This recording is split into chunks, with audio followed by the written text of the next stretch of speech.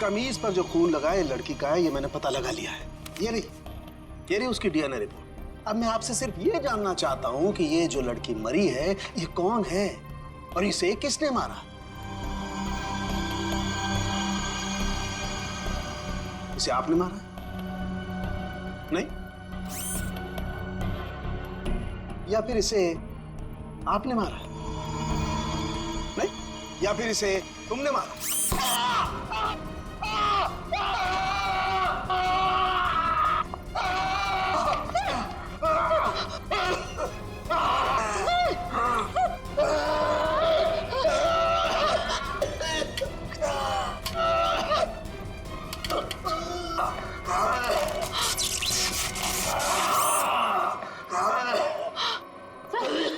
ठीक हो? ठीक हो? गॉड! क्या हुआ? सर इस पुतले के हाथों में सर की गर्दन अटक गई थी। बहुत जल्दी छूट गए। हाँ, छोड़ दिया, बहुत जल्दी छोड़ दिया, क्योंकि ये पुतले ना तो मशीन है ना ये पुतले पूरी तरह से इंसान है। तो फिर ये टैक्सीडर्मी और रोबोटिक का मिला जुला रूप है। सर, ये टैक्सीडर्मी और रोबोटिक्स क्या होता है? पंकज, टैक्सीडर्मी एक कला है जिसमें जानवरों की खाल को एक खास किस्म के केमिकल में प्रिजर्व करके उनमें भूसा भर करके उनको एक आकार दिया जाता है। इन तीनों के साथ भी ऐसा ही किया गया है। इंसान की खाल को केमिकल में प्रिजर्व करके लकड़ी के पुतलों पर चढ़ाया गया है। लेकिन सर ये सब करना तो गैर कानूनी। उन्हीं गैर कानूनी काम ही तो करता है।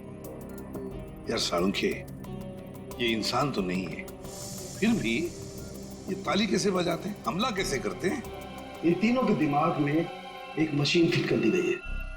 इसका कंट्रोल खूनी के हाथ में है और खूनी ने उस मशीन के जरिए इनके चारों तरफ एक खास घेरा निश्चित कर दिया। कोई भी इंसान उस घेरे के अंदर आकर के कोई मूवमेंट करता है, ये चालू हो जाते हैं, अपना काम करने लगते हैं। एक्टिव हम लोग भी तो आसपास घूम रहे हैं डॉक्टर साहब। नहीं, इन तीनों की मशीन को मैंने डीएक्टिवेट कर दिया था।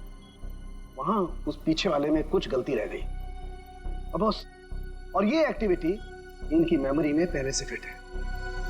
और इतना ही नहीं बॉस, इनके अंदर और भी बहुत कुछ है। आओ दिखाता हूं।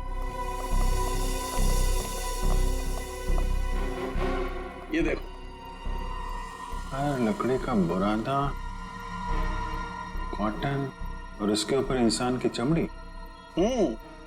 बनाने वाले ने तो बना दिया बॉस, लेकिन वो भूल गया कि इंसान की चमड़ी में और जानवर की चमड़ी में एक खास फर्क होता है। इंसान की चमड़ी जानवर जैसी मोटी नहीं होती है, इसीलिए उसे कितना भी केमिकली ट्रीट करो, कितना भी केमिकल में डाल लो, वो इंसान की चमड़ी जैसी नहीं रह सकती है।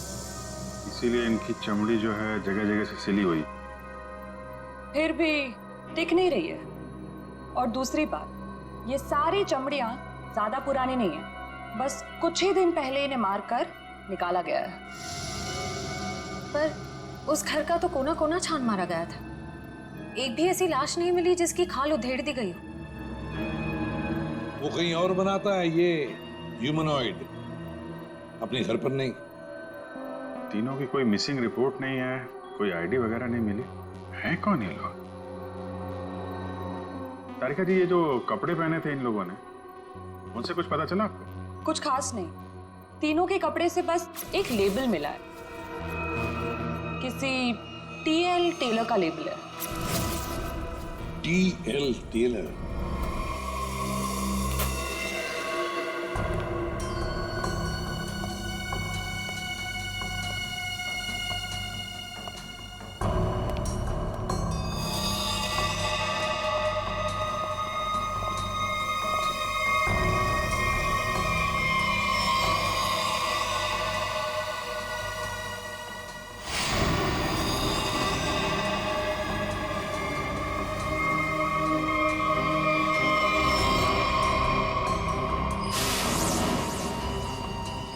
चाकू मारा कैसे? कई बार मारा है सर। बल्लू के कपड़े पे जो खून के छींटे थे, कहीं इस लड़की के तो नहीं? ये तो बल्लू ही बताएगा। मुंजी, असली बात यह है कि गूंज महल में से एक लाश मिली है हमें, एक लड़की की लाश। ये है वो लड़की। क्या आप जानते हैं इसे? किन्नी है ये, मेरे बेटे की दोस्त। ये मर गई क्या? तो ये बल्लू उस लड़की को जानता था सर? और मोहन जी, बल्लू के कपड़ों पर गिनी का खून है। मोहन जी, आप प्लीज थोड़ा वेट करिए, हम आपको बुलाते हैं। एसीपी सर, मैंने बल्लू की सारी रिपोर्ट्स पढ़ ली हैं। डॉक्टर सालुंखे से भी बात हुई मेरी। बलवंत के खून में ऐसे ड्रग्स हैं जिससे इंसान सच और झूठ के सपने के अंतर को नहीं समझ पाता। उसे उस वक्त जो कहा जाए उसे वही सच लगता है। तो क्या डॉक्टर साहब, ये बलवंत ड्रग के इन्फ्लुएंस में किसी को मार भी सकता है? जी, ऐसा हो भी सकता है और नहीं भी। हमने बलवंत को कुछ मेडिसिन्स दी हैं। आधी बेहोशी की हालत में हम बलवंत के दिमाग के माध्यम से वापस गूंज महल जाएंगे। क्या तुम मुझे सुन पा रहे हो बल्लू? हाँ। गुड। अब एक काम करो, अपनी आंखें बंद करो और ठीक उसी तरह वापस गूंज महल जाओ जैसे तुम पहली बार गए थे। बोलो ईशा, क्यों बुलाया? वो मेरे पास एक नौकरी है तुम्हारे लिए, करोगे? नौकरी? हाँ, तुम म्यूजिशियन हो ना, पियानो बजाते हो, मैं जानती हूँ। मैं तुम्हें 50,000 रुपए दूंगी। 50,000? हाँ, अब तुम यहाँ बैठो, कहीं जाना मत, मैं तुम्हारे लिए चाय बना के लाती हूँ, ठीक है? यही बैठना। चाय नहीं चाहिए ईशा, सुनो। ये 50,000 की नौकरी कर लूं?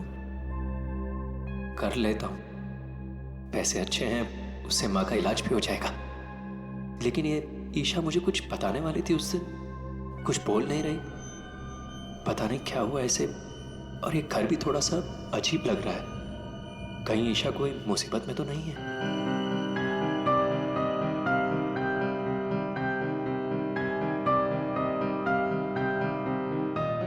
शायद यही ईशा की आंटी है, Sarita ji. Excuse me ma'am. Hello. अच्छी ट्यून है।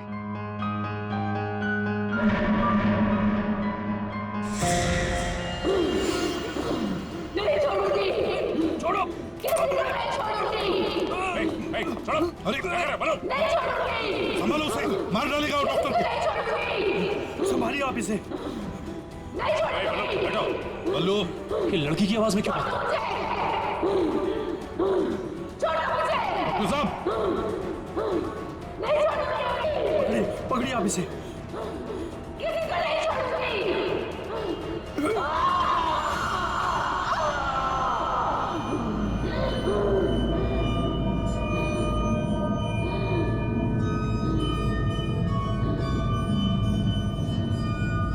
नहीं छोड़ूंगी, अब किसी को नहीं छोड़ूंगी। पुतला बना दिया, परेशान कर दूंगी। बची हुई बॉडीज मछलियों को खिला दूंगी।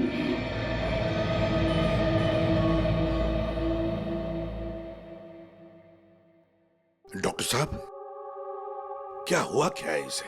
हाँ? ये से अचानक से औरत की आवाज में क्यों बात करता है? जब तक बल्लू पियानो तक नहीं पहुंचा था तब तक ये ठीक था, लेकिन जैसे ही इसके दिमाग में पियानो की आवाज सुनाई दी, ये कोई और बन गया। आपके कहने का मतलब है कि पियानो की आवाज सुनते ही ये बल्लू अपने आप को खूनी औरत समझने लगता है। मतलब ये किसी के वश में है, किसी ने हिप्नोटाइज किया है इसे। क्या लगता है आपको डॉक्टर साहब?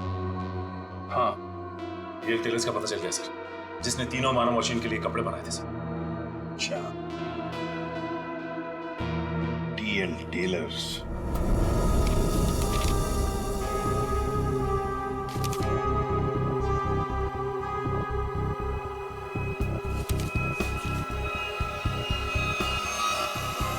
साहब जी। हाँ अभी आया। देखिए सर, ये ऑर्डर एलपी प्रोडक्शन का है। 19 दिसंबर 2015 को कपड़ा दिया था और 1 जनवरी 2016 को 5 कॉस्ट्यूम और नाप भी है और ऑर्डर देने वाली का नाम भी है रॉबी का और फोन नंबर भी है सर। 91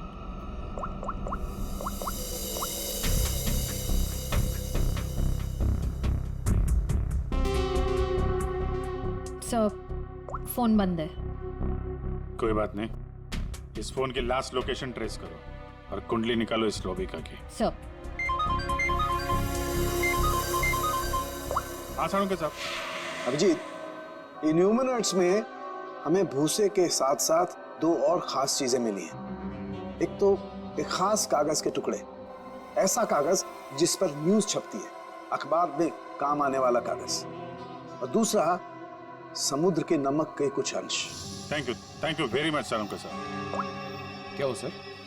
एक कारखाना ढूंढो जहां पे अखबार को छापने का कागज बनता और वो जगह समंदर के करीब हो।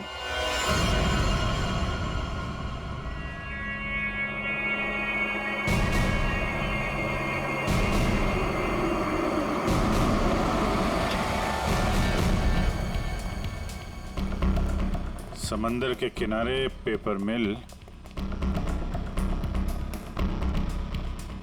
और वो भी बंद पड़ी हुई।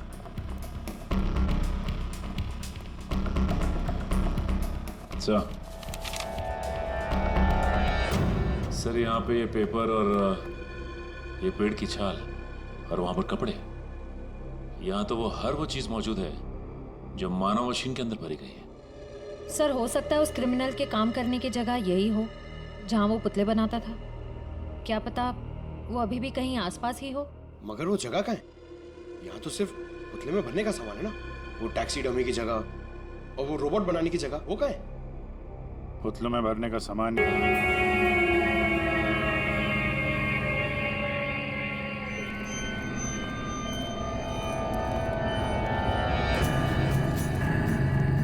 अरे वो देखो, वो घर आने वाला है, उसकी तरफ देखना भी मत। हाँ मैं तो जोर से भाग लूंगा आंखें बंद करके बस। हाँ, और फिर कहीं गिर जाएगा टकरा के। तो फिर मैं करूं क्या?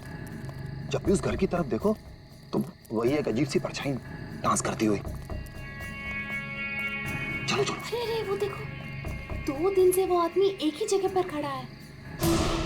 अरे आदमी नहीं है, आत्मा है, आत्मा। हाँ, लगता है आत्मा अटक गई है।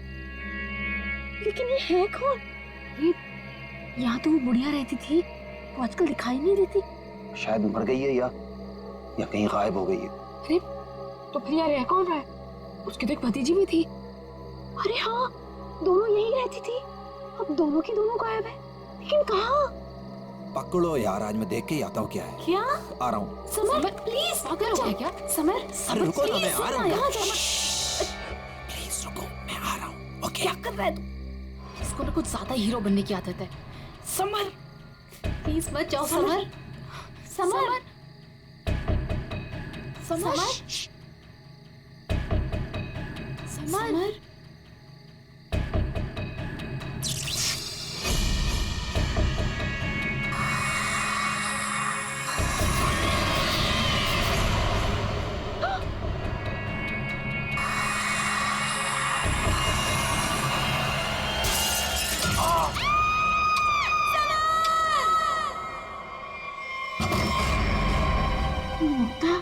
क्या हुआ बेटा?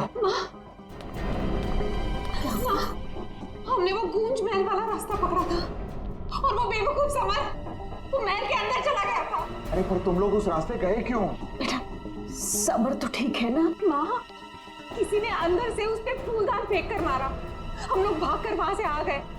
मैंने गिनी और सबर को बोल दिया कि अब से हम उस रास्ते से कभी नहीं जाएंगे। अच्छा किया बेटा, गूंज महल से दूर रहना ही अच्छा है। आ गए? अरे कहाँ दिन भर आवारागर्दी करता फिरता है तू? भैया घर की हालत देखो क्या हो गई है। माँ की बीमारी की वजह से लोन लेने की नौबत आ गई है। ऐसे फालतू घूमने से अच्छा कोई नौकरी क्यों नहीं ढूंढ लेते? नौकरी मिल गई है मुझे। अच्छा कौन सी बेटा, कहाँ नौकरी मिली तुझे? भैया कहाँ मिली है नौकरी, जवाब दो। गूंज महल में। ए, तुझे पता है तू क्या बोल रहा है? अरे गूंज महल में जो बुढ़िया रहती है वो मर चुकी है और उसकी भतीजी का भी कुछ अता पता नहीं है। बेटा वहां पे तो आत्माएं रहती है और तू ऐसी जगह पे जाके नौकरी करेगा? नहीं नहीं, तुझे वहां जाने की कोई जरूरत नहीं है। नहीं, तू वहां नहीं जाएगा। माँ, वो बुढ़िया मरी नहीं है और उसी की भतीजी को पियानो सिखा रहा हूं मैं। 50,000 रुपए दे रहे महीने के। 50,000? म्यूजिक सिखाने के इतने सारे रुपए? माँ मैं ये 50,000 रुपए एडवांस। अब हमारी सारी मुसीबतें खत्म। भैया भैया पता है आज रात को हमारे साथ क्या? म्यूजिक सिखाऊंगा मैं पैसे कमाऊंगा। म्यूजिक सिखाऊंगा, पैसे कमाऊंगा। ये लड़का कभी किसी की नहीं सुनता, तुम देख लेना, कोई न कोई मुसीबत ला के रहेगा एक दिन ये। बल्लू को नौकरी मिल गई और उसने मुझे बताया भी नहीं, और ये ऐसे अजीब से बर्ताव क्यों कर रहा है? वो देखो देखो कैसे कैसे अपने आप से बातें कर रहा है। पता नहीं किससे बातें करते रहता है। बल्लू बल्लू। हाँ हाँ हाँ, मुझे जाना होगा समर। बल्लू हमारी बात तो सुनो। मुझे काम के लिए लेट हो रहा है। गूंज महल में मेरा इंतजार हो रहा है। बल्लू बल्लू मेरी बात सुनो, वहां मत जाओ। मैं नहीं जानता कि तुम क्या कर रहे हो, लेकिन वहां जान का खतरा है। ये देखो मेरे साथ क्या हुआ है।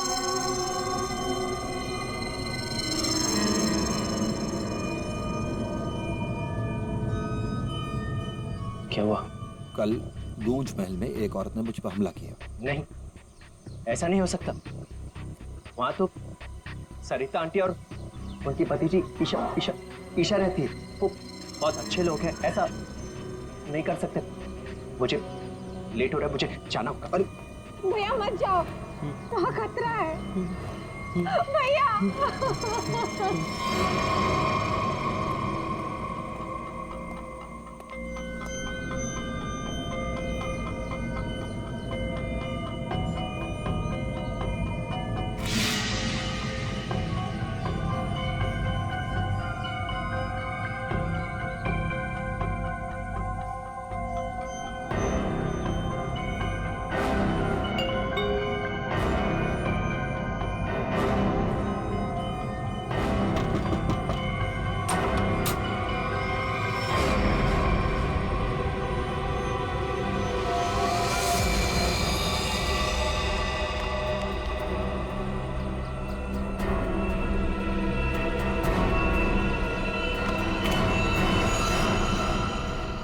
इस लड़के से सारी उम्मीद ही छोड़ दी है।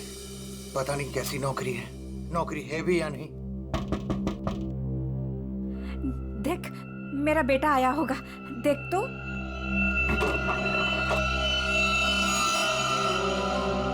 भैया भैया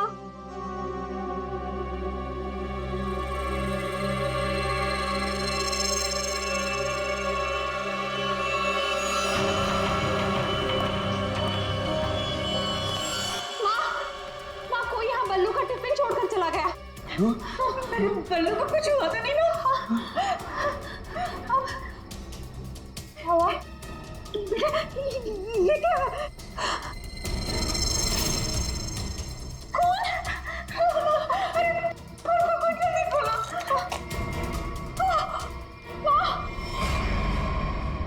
ये है वो गूंज महल जहाँ पे आपका बेटा बलविंदर यानी बल्लू कल आया था और उसके बाद से वो वापस नहीं आया। यहाँ पे दो औरतें रहती हैं, एक बुजुर्ग औरत सविता देवी और उसकी भतीजी ईशा है। और आप लोगों के हिसाब से वो लोग कुछ अजीब है, राइट? सर ये पूरा घर ही अजीब है। यहाँ की खिड़कियों से रोशनी चमकती है, साए दिखते हैं। यहाँ से गुजरने वाले लोगों पर चीजें फेंककर हमला करते हैं।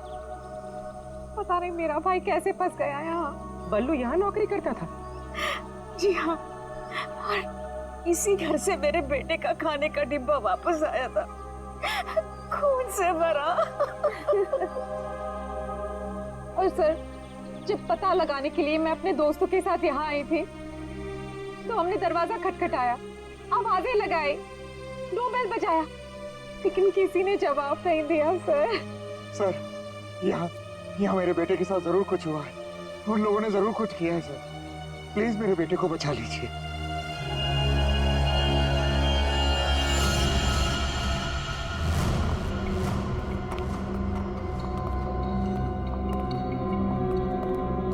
कोई है?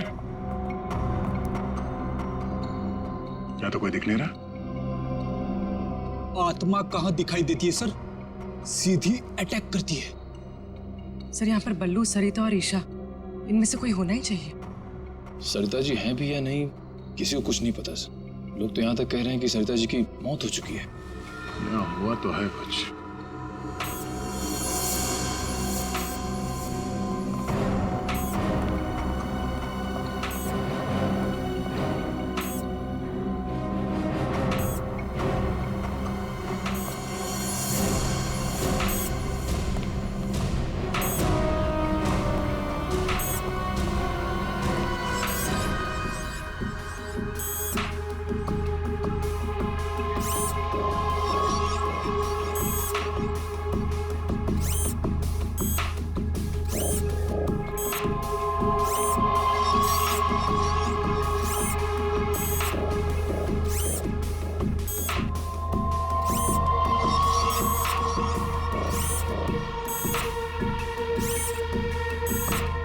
सर, ये क्या है तो ये इंसान ही, मगर मैकेनिकल पुतला बना दिया है। खुद ताली बजा रहा है।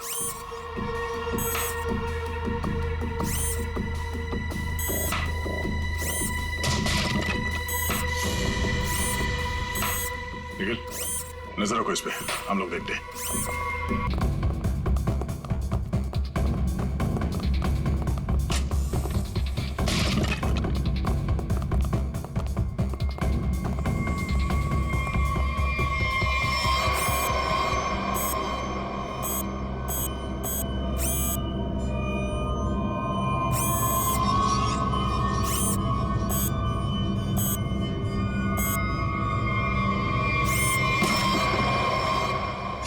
ये क्या है?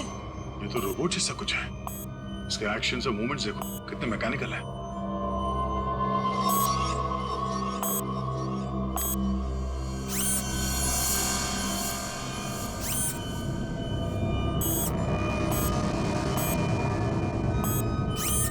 सर, ये यहाँ आए कैसे और इन्हें रोकेंगे कैसे? इसे तो टेक्निकली रोका जा सकता है। ये क्या है? पूरी नजर रखना इसमें।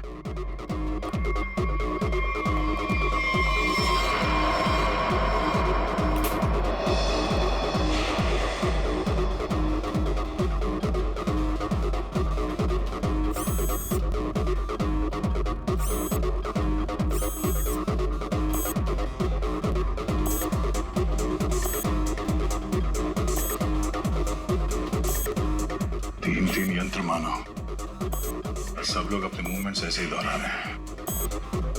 कौन है ये लोग और इन लोगों के साथ ऐसा किसने किया?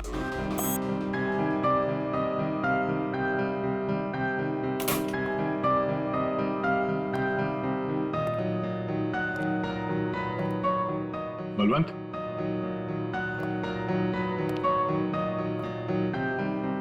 बल्लू, बल्लू,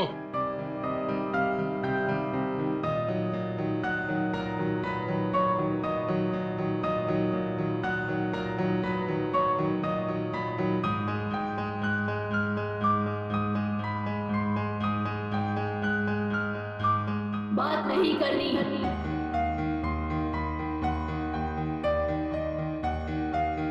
क्या हो गया तुम्हें? और तुम ये लड़की की आवाज में बात क्यों कर रहे हो? और ये तुम्हारे कपड़ों पे ये खून कैसे? हाँ? बल्लू इधर देखो, मैं तुमसे कुछ बात कर रहा हूं, मेरी तरफ देखो।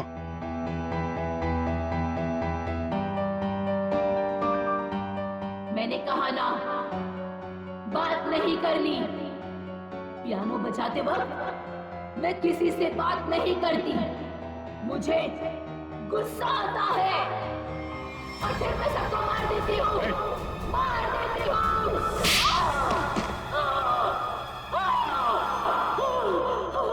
बोलो,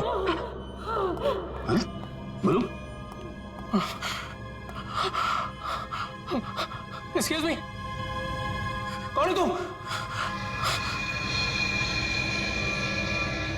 तुम कौन हो? हाथ ऊपर। देखिए, आप गोली मत चलाना, गोली मत चलाना। ये मेरा ही घर है, आप गोली मत चलाना, मारना मत मुझे आप प्लीज। तुम्हारा घर है ये? हाँ, ये मेरा घर है। क्या खेल खेल रहे हो तुम यहाँ? हाँ? और तुम्हारे घर में ये सब लोग कौन है? शायद ह्यूमन मशीन्स हैं जो तुम्हारे इशारे पे नाच रहे हैं। क्यों? सर, ये क्या कह रहे हैं आप? मैं नहीं जानता सर। सर मेरी कंसर्न क्या आपको बताता हूँ सर। ये मेरा घर है और यहाँ पर जो है ना सर, मेरी सरिता आंटी और मेरी एक कजिन है ईशा, वो रहती है सर। वो कैसी है वो देखने के लिए आया था सर मैं। That's my only concern. ये कौन है मैं नहीं जानता। आप कौन? सीआईडी। सीआईडी? मेरा नाम आकाश है। मैं सूरत में रहता हूँ सर, और यहाँ पर है ना हर 2-3 महीने में एक बार आता रहता हूँ सर। प्रॉब्लम क्या हुई मैं आपको बताता हूँ। उनका फोन है ना स्विच ऑफ आ रहा था, तो मुझे पता नहीं चल रहा था कि क्या हुआ है। और फिर अब यहाँ पर आकर देखता हूँ तो आपको यहाँ पर ये इसके शर्ट पर खून लगा है सर। मेरी आंटी और ईशा को इसने कुछ किया तो नहीं ना सर? इसलिए मार तो नहीं डाला ना उन्हें सर?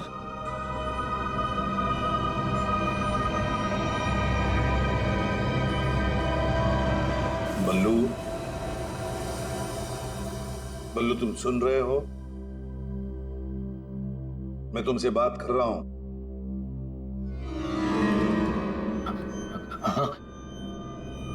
अब मुझसे कुछ पूछ रहे हैं? हाँ। क्या हुआ? बल्लू, हमें बताओ, तुम गूंज महल गए थे ना, तब तुम्हारे साथ क्या हुआ? क्या हुआ तुम्हारे साथ? कुछ महल।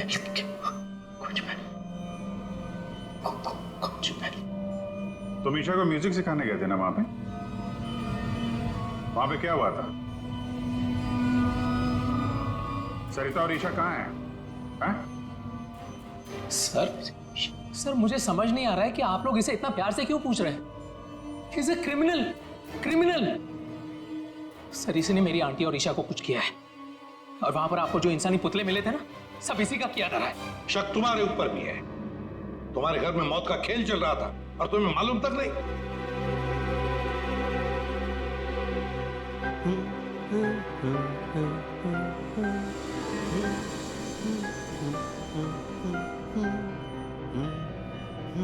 सचिन, वो फोटोग्राफ दिखाओ।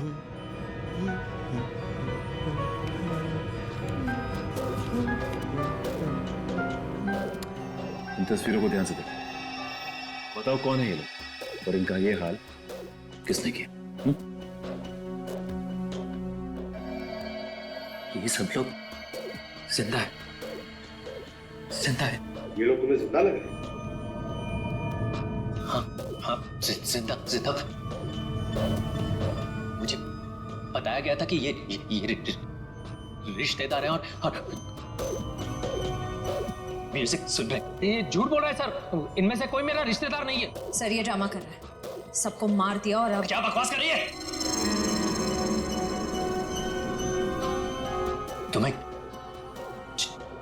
चाय के लिए कहा था ना, चाय किधर है? हाँ? ये ईशा कुछ बोल क्यों नहीं रही? ये अकेला क्यों ताली बजा रहा है? हाँ? मम्मी को बोल देता हूं, रुकूं या भाग जाऊं? कितना बड़ा और डरावना घर है सर आप मेरी बात सुनिए सर, ये पूरा का पूरा पागल हो चुका है। He's a psycho killer। Bablu क्या हुआ था कल जब तुम ईशा को म्यूजिक सिखाने गए थे? कुछ याद है वहां पे क्या हुआ था? हा? क्या हुआ था वहां पे? चाय चाय पिलाई थी उसने। हाँ बराबर। चाय चाय चाय। तो फिर ईशा कहाँ गई? बल्लू, बल्लू, किसका खून था तुम्हारे कपड़ों पर? हाँ? फिर दया पर हमला क्यों किया तुमने? कपड़े अरे मेरे कपड़े बदल गए। मेरे कपड़ों पे खून था। खून था कपड़ों पे। हाँ, खूनी के कपड़े पे खून ही होता है। एक मिनट आप जरा उधर चलो। चुप रहिए, बीच में गोली मत। चाय लेके आओ। ईशा को ये आदमी तो किसी भी सवाल का जवाब ठीक ठीक दे ही नहीं रहा।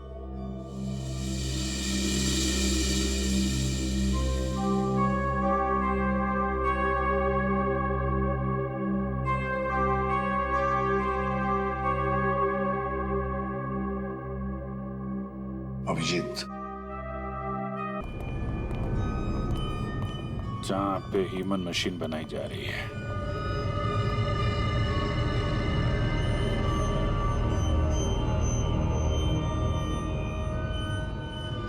ये देखो।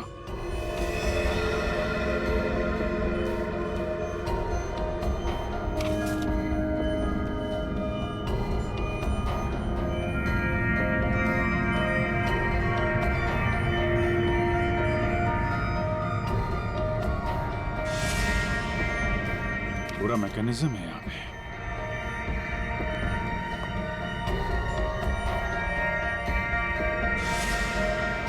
सर, हाँ? सरिता जी का रोबो। Oh no.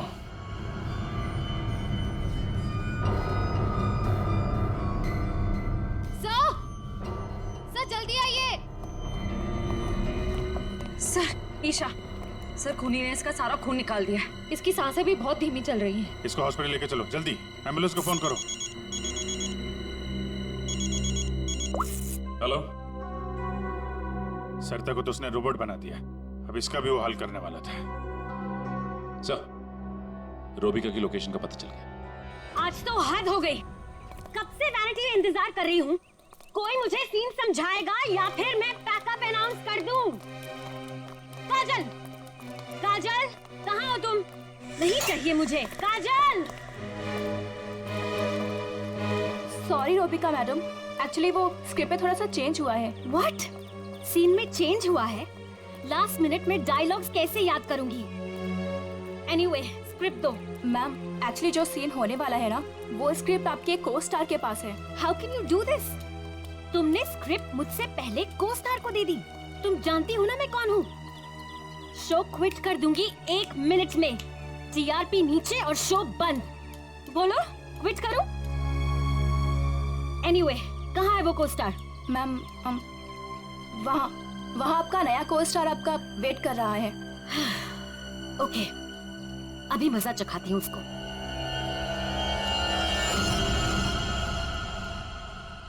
हेलो, कोई है?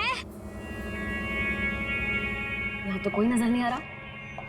हेलो, कोई है यहाँ पर? हेलो,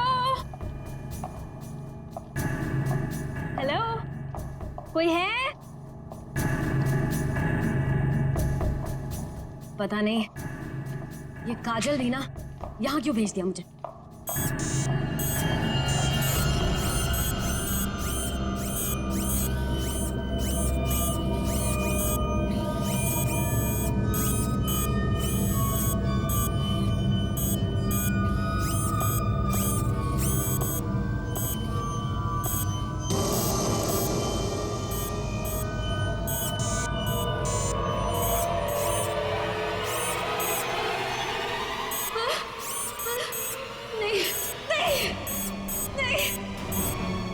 सकता, ये नहीं हो सकता। तुम यहाँ नहीं आ सकते। नहीं।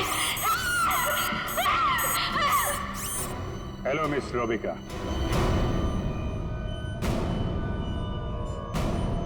कौन हो तुम सब?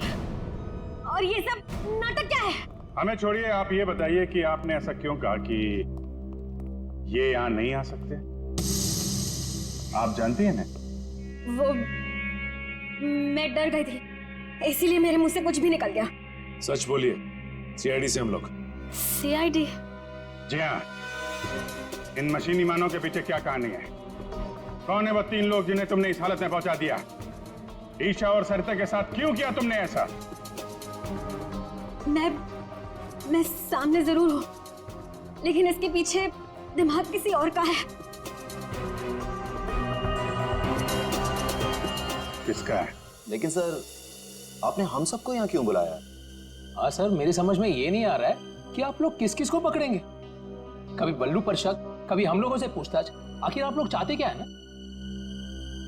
कुछ तो बताइए सर, ये सब किसने किया है?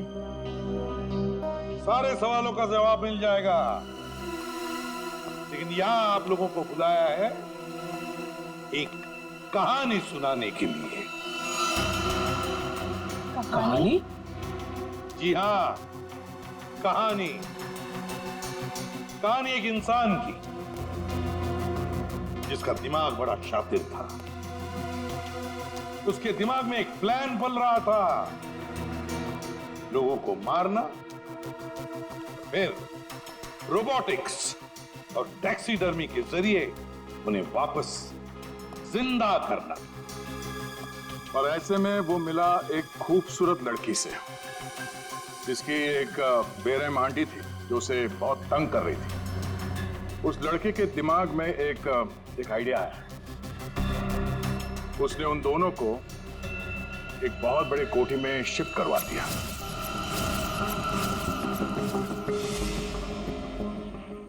Thank you so much. और फिर उस लड़के ने उस सुंदर सी लड़की को पहला झटका दे दिया।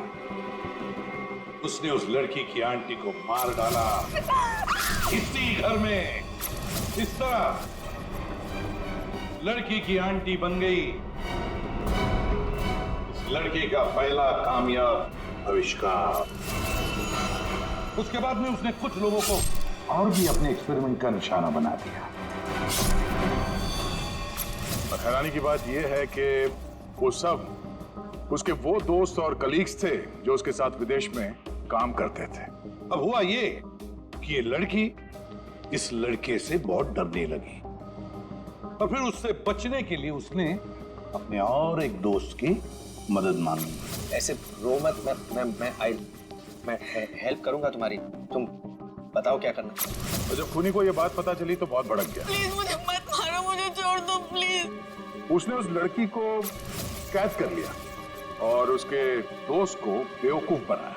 उसने उसे ये एहसास दिलाया कि ये सब कुछ जो हो रहा है वो उसी की वजह से हो रहा है। तो तुम जैसा बोलोगे मैं वैसा करूंगी, प्लीज मुझे जाने दो।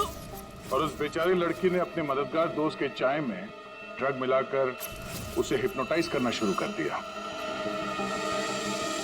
मैं जैसा बोलूंगी तुम वैसा ही करोगे, मेरी हर बात मानोगे तुम, है ना? दिलचस्प कहानी।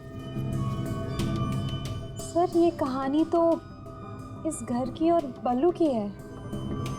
हाँ, सरिता, ईशा और उस खूनी की कहानी है ये। लेकिन सर, वो खूनी कौन है? वही तो, खूनी कौन है कौन खूनी?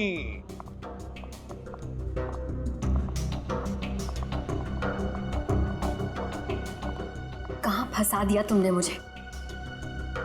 तुमने तो कहा था कि ये कोई एक्सपेरिमेंट है। तुमने तो खून ही कर डाले। ये सब तुमने किया समर? हाँ, ये सब मैंने किया। और ये सब मैंने किसी और वजह से नहीं।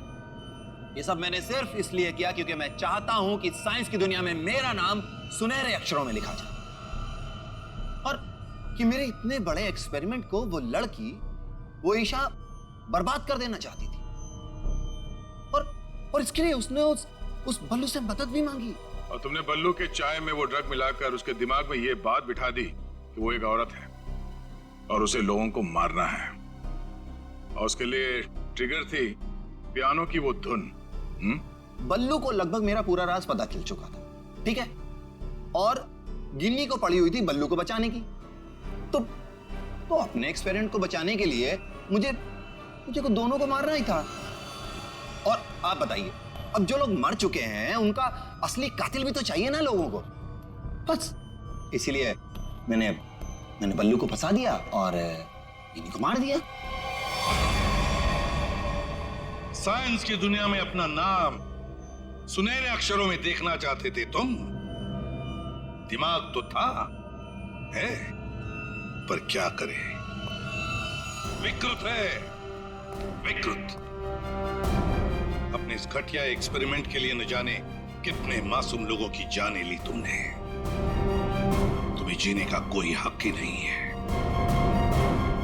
फांसी होगी तुम्हें, फांसी।